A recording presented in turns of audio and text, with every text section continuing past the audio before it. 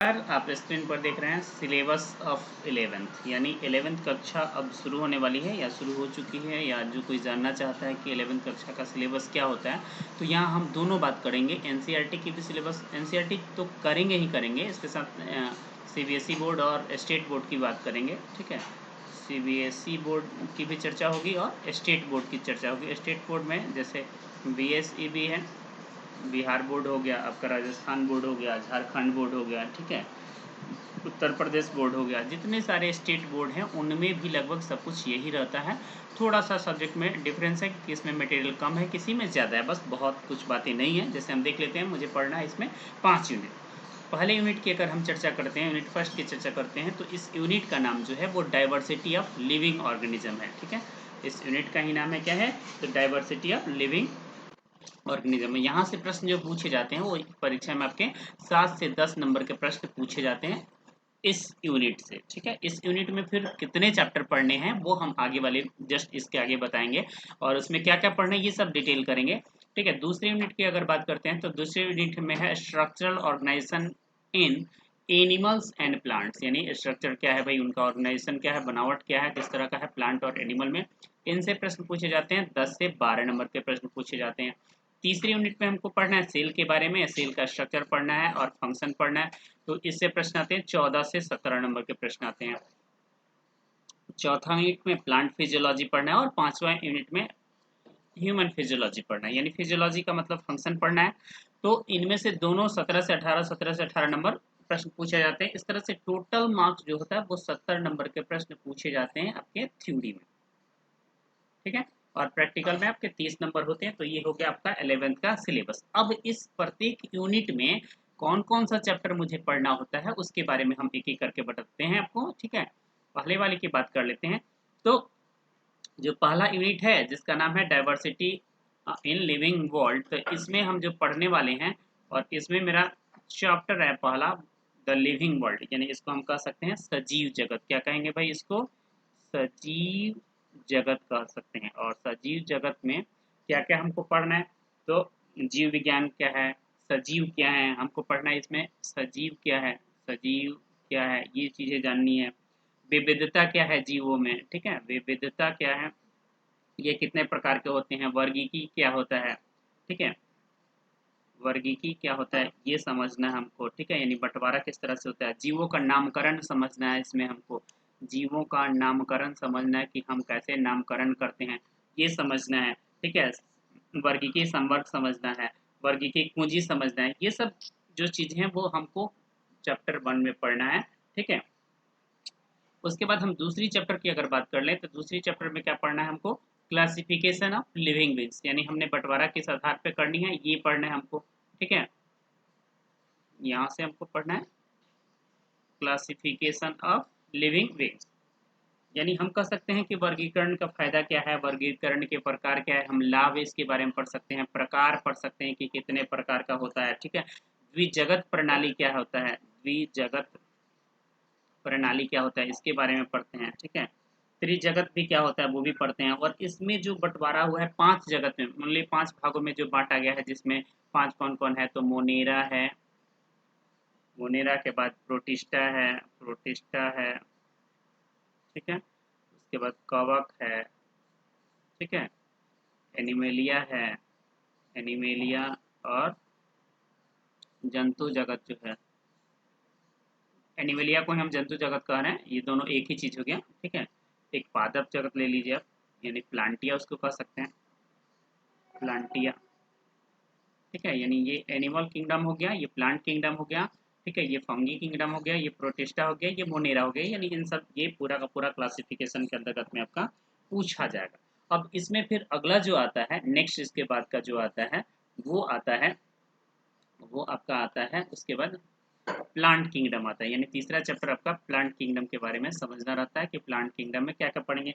तो हम plant kingdom में यानी केवल वनस्पति जगत के बारे में पढ़ेंगे। प्लांट किंगडम का मतलब हो गया, क्या हो गया, वनस्पति, वनस्पति जगत।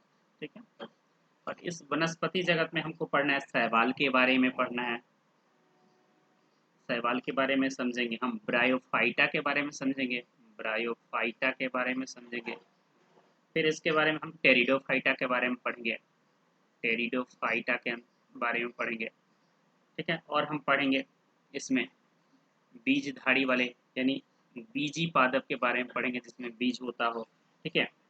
पादप का जीवन चक्र क्या है, इन सब चीज़ों के बारे में इसमें हम पढ़ेंगे प्लांट किंगडम में। उसके बाद आता है अगला एनिमल किंगडम आता है, एनिमल किंगडम, ठीक है। यानी इसको हम कह सकते हैं, आप प्राणी जगत कह सकते हैं, एनिमल किंगडम को प्राणी जगत कहेंगे।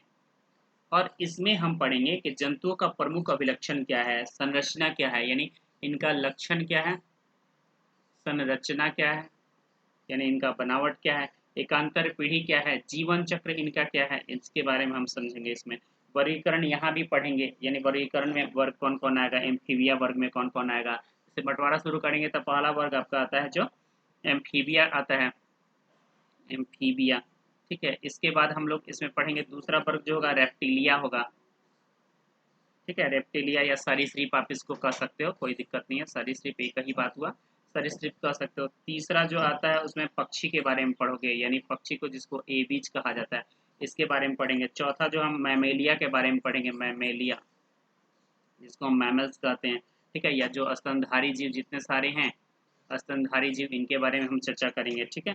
इन सब बिंदुओं के बारे में हम पढ़ेंगे, एनिमल किंगडम के बारे में पढ़ेंगे यहाँ पे। फिर आगे हम चलते हैं, आपको एनिमल किंगडम के बाहर ले चलते हैं। अगर हम सीबीएसई की बात करें कि सीबीएसई में पहले यूनिट में मुझे क्या क्या पढ़ लेना है, अगर इस पे हम बात करते हैं, ठीक है, कि इसमें ये थोड़ा चल नहीं रहा है, कौन कौन सा पढ़ लेना है। थोड़ा सा हम कलर चेंज कर लें, कलर कलर कलर, इस पे थोड़ा सा चले, सब नहीं चल रहा है, नहीं ये चलेगा, हाँ ये तो समझ रहा है। चलिए डाइवर्सिटी, यानी ये सीबीएसई में, सीबीएसई इसका जो है पैमाना, इसके पहले यूनिट में कौन कौन से चैप्टर हैं, तो 6 चैप्टर पढ़ने हैं। वही कौन कौन है भाई, द लिविंग वर्ल्ड जो कि पहले में चर्चा हम करके आए, 5 किंगडम क्लासिफिकेशन को पढ़ा रहा है। पहले वाले में ये किंगडम मोनेरा और प्रोटिस्टा को रखा है, फिर अगले चैप्टर में फंगी को रखा है पूरा, फिर अगले में वायरस रखा है, विरोइड्स रखा है, लाइकीन रखा हुआ है, ठीक है। उसके बाद एक क्लासिफिकेशन प्लांट का किया, और फिर एनिमल किंगडम के बारे में, यानी 6 चैप्टर पूरा का पूरा पढ़ना है आपको सीबीएसई के पहले वाले यूनिट में, यानी डाइवर्सिटी इन लिविंग वर्ल्ड में पढ़ना है।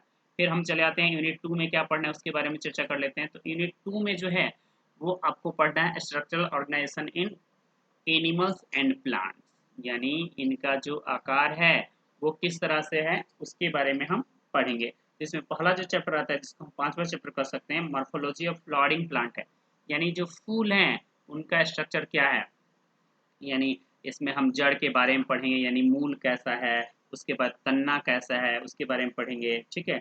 मूल और तना में अंतर समझेंगे, मूल और तना में क्या अंतर है उसके बारे में पढ़ेंगे, ठीक है। पर्ण क्या है, ठीक है, पर्ण क्या है उसके बारे में, पर्णपति जिसको आप कहते हो, पर्ण क्या है, पुष्प क्रम क्या है, पुष्प क्रम इसके बारे में पढ़ेंगे, इसमें पुष्प के बारे में अच्छे से पढ़ेंगे, ठीक है। फलों के प्रकार के बारे में पढ़ेंगे, फलों के प्रकार कौन कौन से होते हैं, किस में बीज होते हैं, किस में बीज नहीं होते, इन सब को इस चैप्टर के अंतर्गत हम पढ़ने वाले हैं। इसके बाद आके आते हैं छठे वाले में।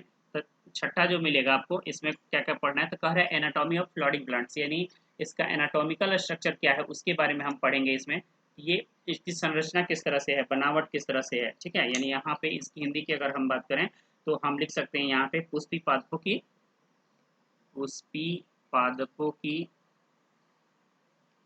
शारीरिकी, यानी इनके शरीर का संरचना जो है वो कैसा है, इसके बारे में। इसमें हम उत्तक पढ़ेंगे, विभाजित उत्तक के बारे में पढ़ेंगे, साधारण जटिल उत्तक जो है उसके बारे में पढ़ेंगे। इसका किस तरह से आंतरिक संरचना है वो हम पढ़ना इसमें शुरू करेंगे, द्विबीजपत्री है, एक बीजपत्री है, इन सब के बारे में हम यहाँ चर्चा करने वाले हैं। इनका वृद्धि कैसे होता है द्विबीजपत्री में, यानी पूरा का पूरा डिटेल्स हम यहाँ पढ़ने वाले हैं यूनिट 2 में, ठीक है। अगले चलते हैं 7वें चैप्टर की तरफ। तो 7वां चैप्टर मुझे क्या पढ़ना है, 7 चैप्टर में है स्ट्रक्चरल ऑर्गेनाइजेशन इन प्लांट्स, यानी प्राणियों में संरचनात्मक संगठन जो है वो किस तरह से है या कैसा है उसके बारे में हम यहाँ बात करेंगे कि उनकी बनावट कैसा है। इसका हिंदी अगर हम बात करें तो यहाँ पे लिख सकते हैं कि प्राणियों में संरचनात्मक संगठन, प्राणियों में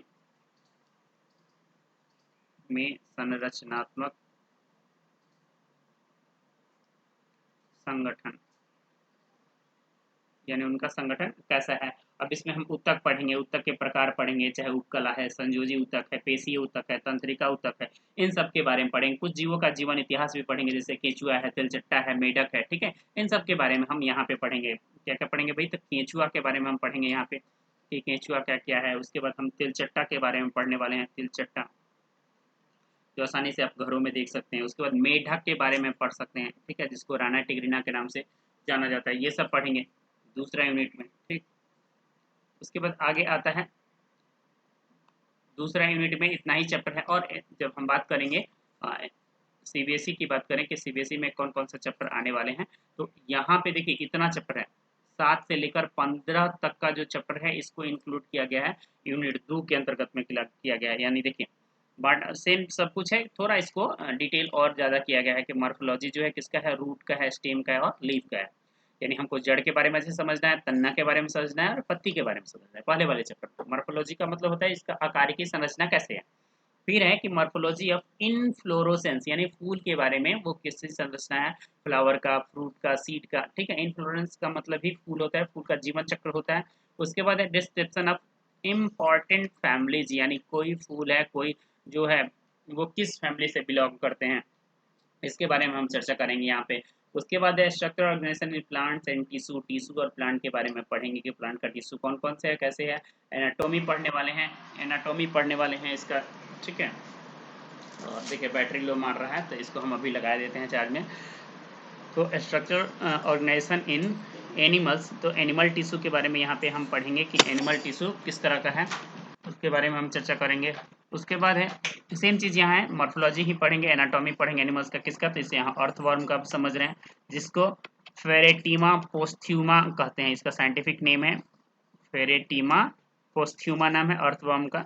उसके बाद हम कॉकरोच के बारे में पढ़ रहे हैं, कॉकरोच यानी पेरीप्लेंटा अमेरिकाना, पेरीप्लेंटा अमेरिकाना जो है इसका साइंटिफिक नाम है। उसके बाद हम राना टिग्रिना यानी फ्रॉग के बारे में पढ़ेंगे। इन सब के बारे में हम यहाँ पे चर्चा करेंगे यूनिट 2 में। पूरा का पूरा 7 से लेकर 15 चैप्टर मिलेगा आपको। अगर आप सीबीएसई का सिलेबस अगर देख रहे हैं तो इन सब आएंगे आपको यूनिट 2 में। यूनिट 2 में आपको इतने चीज़ें पढ़ने होंगे। चलिए अब यूनिट 3 की बात कर लेते हैं। तो यूनिट 3 में अगर हम बात करते हैं तो यूनिट 3 में जो चैप्टर आपको मिलने जा रहा है वो चैप्टर है सेल स्ट्रक्चर एंड फंक्शन। ये स्टेट बोर्ड वाले की फिर बात हम कर रहे हैं, यानी दोनों साथ साथ में चल रहा है।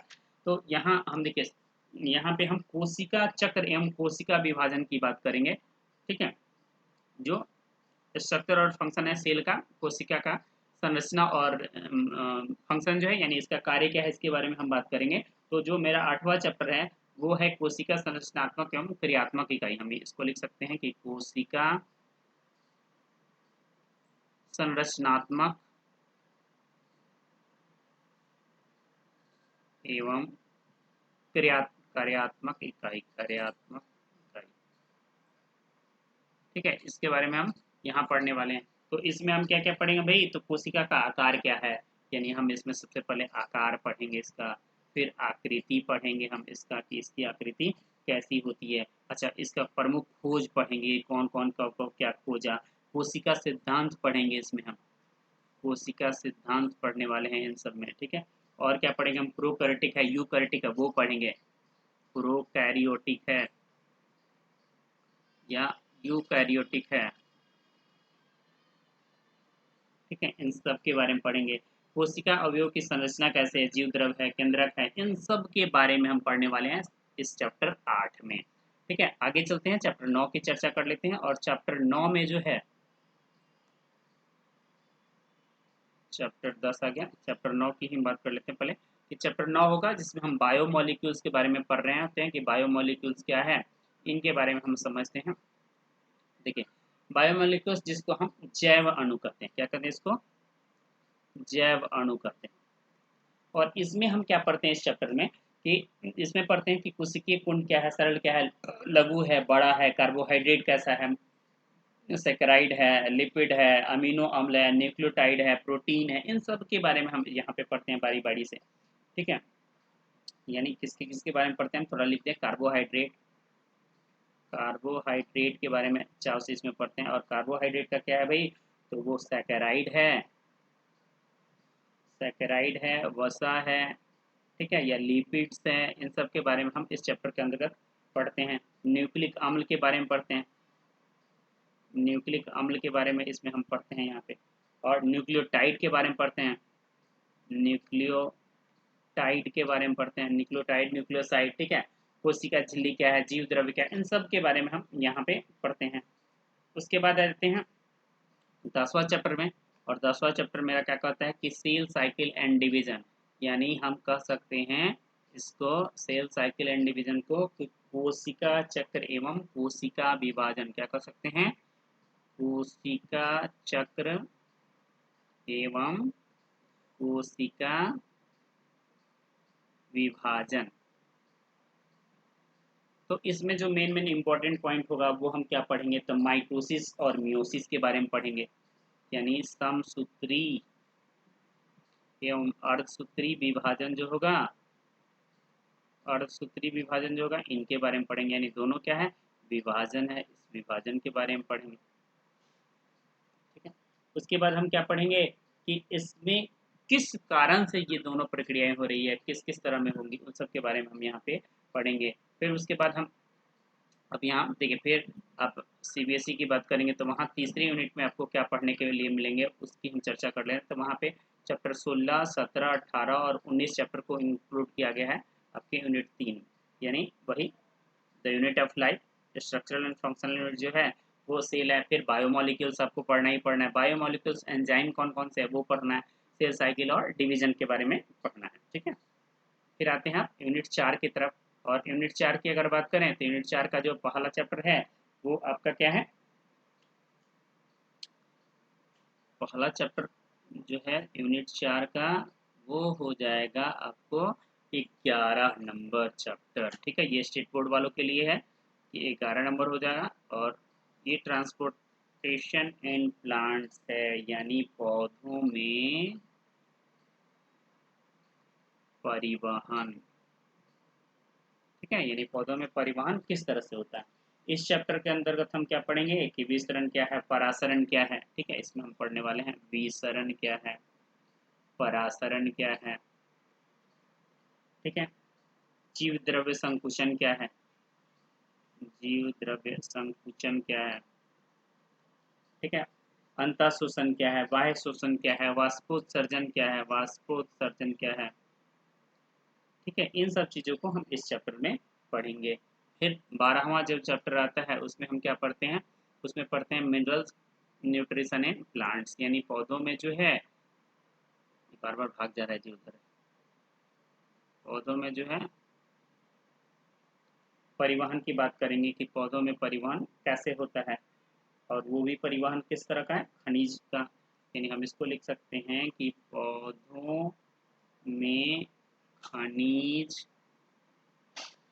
पोषण, इसकी चर्चा करेंगे, यानी खनिज तत्वों की आवश्यकता क्यों होती है, इनका सामान्य कार्य क्या होता है, अवशोषण क्या होता है, नाइट्रोजन का पोषण क्या होता है, नाइट्रोजन स्थिरीकरण क्या होता है, इन सब चीज़ों के बारे में पढ़ेंगे। अमीनो अम्ल क्या होता है इसके बारे में पढ़ेंगे, खाद्य बिंदु का स्थानांतरण कैसे होता है, वो सब चीज़ों को हम यहाँ पे पढ़ेंगे इस चैप्टर में 12 में, ठीक है। 13 चैप्टर में हम क्या पढ़ेंगे, फोटोसिंथेसिस इन हायर प्लांट्स, यानी जो हायर सेंटर के प्लांट्स हैं, यानी उच्च कुल के जो पौधे हैं उनके बारे में प्रकाश संश्लेषण की क्रिया कैसे होती है, यानी हम यहाँ पे इसका हिंदी लिख सकते हैं, ये कलर सूट नहीं कर रहा है, थोड़ा सा कलर मुझे बार बार बदलना पड़ रहा है। यहाँ पे हम लिख सकते हैं उच्च पादपों में, उच्च पादपों में प्रकाश संश्लेषण, प्रकाश संश्लेषण, ठीक है। इस चैप्टर को हम यहाँ पढ़ेंगे यूनिट 4 में, 13वां चैप्टर में। यहाँ हम क्या पढ़ेंगे कि प्रकाश संश्लेषण में कौन कौन सा मदद करने वाला कारक है, प्रकाश संश्लेषण को प्रभावित करने वाला कौन कौन सा कारक है, इस पे कुछ प्रयोग के बारे में भी हम चर्चा करेंगे, ठीक है। इसका अगला चैप्टर लेते हैं 14वां चैप्टर, तो रेस्पिरेशन इन प्लांट्स है, यानी पौधों में रेस्पिरेशन जो है वो किस तरीके से होता है, यानी हम कह सकते हैं कि पादपों में श्वसन कैसे होता है, पादपों में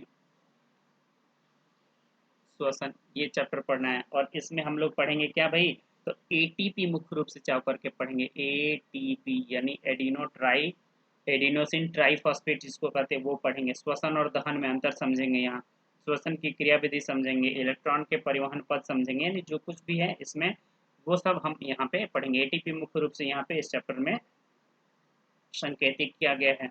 अगला हम लेते हैं जो कि 15वां चैप्टर है। ये भी यूनिट 4 के अंतर्गत ही इसको पढ़ने हैं। तो इसमें देखिए हम क्या क्या पढ़ेंगे, इसमें ग्रोथ एंड डेवलपमेंट के बारे में पढ़ेंगे। यानी हम कह सकते हैं कि पादप वृद्धि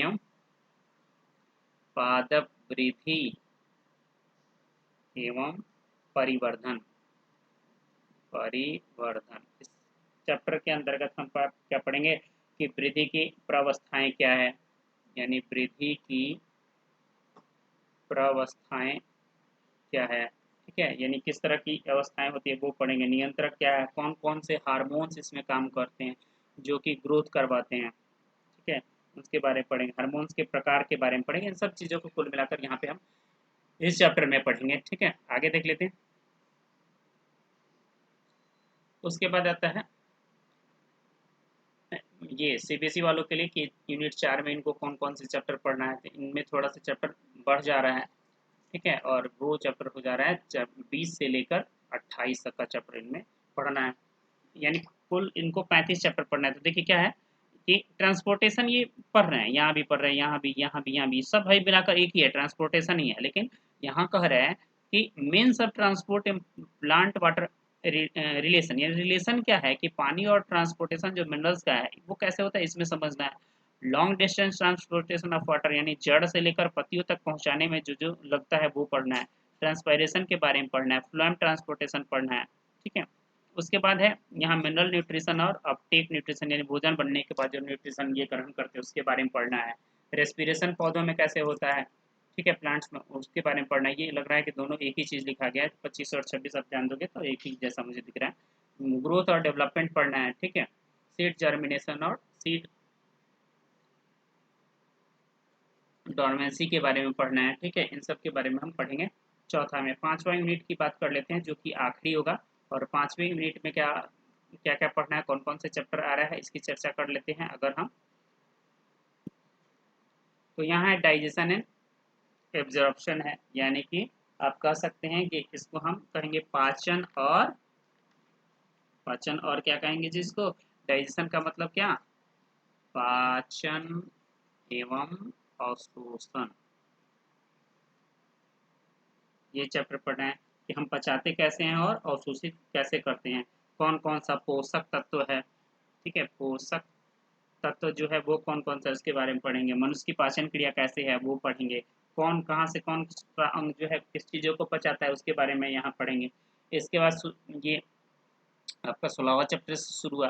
17 चैप्टर में आप क्या पढ़ेंगे, रेस्पिरेशन एंड गैसियस एक्सचेंज पढ़ेंगे, अदला बदली कैसे हो रहा है गैस का, इन सब के बारे में यहाँ पे हम पढ़ेंगे, ठीक है।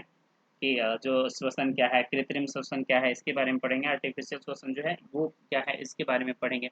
फिर आगे हम चलते हैं तो आगे आता है 18 सर्कुलेशन ऑफ बॉडी फ्लूइड, यानी ब्लड का फ्लो किस तरह से है उसके बारे में हम यहाँ पे पढ़ते हैं, ठीक है। उत्तर की परिभाषा समझते हैं, परिवहन यानी रक्त वगैरह, ब्लड के बारे में, हार्ट के बारे में, धमनी के बारे में, सिरा के बारे में, इन सब को मुख्य रूप से यहाँ पे हार्ट के बारे में आप अच्छे से समझोगे, ब्लड के बारे में अच्छे से समझोगे, ये जो है आर्टरी वेन के बारे में अच्छे से समझोगे, ठीक है। ये कहाँ कहाँ से होता है, ब्लड प्रेशर वगैरह सब इसी में पढ़ लेना है इस चैप्टर के अंतर्गत में।